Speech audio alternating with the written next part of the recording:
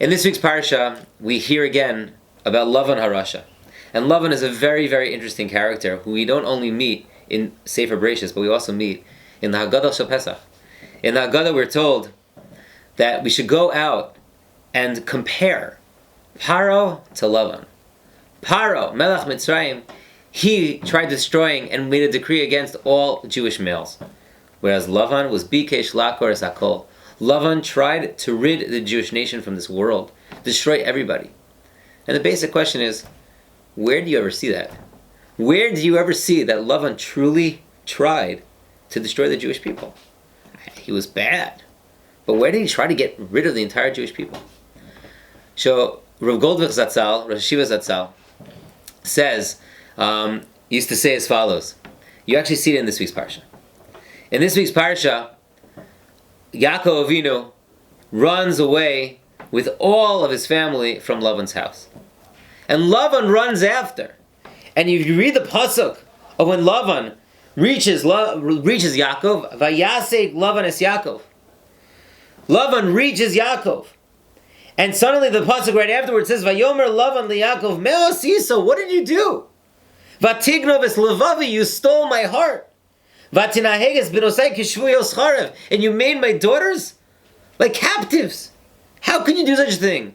Lama nachbeiso livroach vatignavosi. Why? Why did you run away? V'lo igadtali. He didn't tell me. V'ashalichacha b'simcha v'shirim b'sov v'chinar. I would have sent you away with a parade, a farewell party. V'lo tashtani l'nashik livonai v'livnosai. You didn't let me just kiss my children goodbye. A very sweet request. The Rosh Hashiva Zatzal used to say, that was the poison of Lavan. What did Lavan want to do?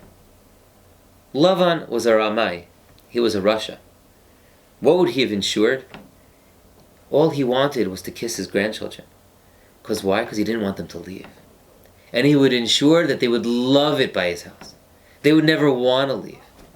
He would show them the greatest show of love and kindness to them, so they would never leave. And that's what would have prevented Am Yisrael from actually ever being created. You see even further in the conversation that this was Lavan. Lavan wasn't just, not only was Lavan like he wanted his grandchildren, but you actually see how this agenda is actually explicitly stated. When he says, later in Shvi, Vayan Lavan Vayomer Yaakov, Habanos b'nosai, V'habonim bonai, V'atzoin tzoni, V'chol asher ata ro'eh li hu. Everything you see is mine. I am in charge. I run everything. Until the point where he even says, we're going to make a bris, we're going to make a covenant, but we're going to call it on my terms. This place, it's going to be known as Yizgarsa Adusa. It's going to be known by my name. But what's Yaakov's response? Yaakov's response is, it's not going to be known by Yizgarsa Adusa. Because guess what? Habanos b'nosai, va'abonim bonai, va'atzon soni. This place is going to be known as Galeed. No longer, Lavan, are you calling the shots. We're calling the shots. Be'ezrat Hashem, we should all be zocheh to such Jewish pride, going through against all the challenges that we have throughout our lives. And Be'ezrat Hashem, we should have an amazing, amazing Kislev and amazing rest of our Choref.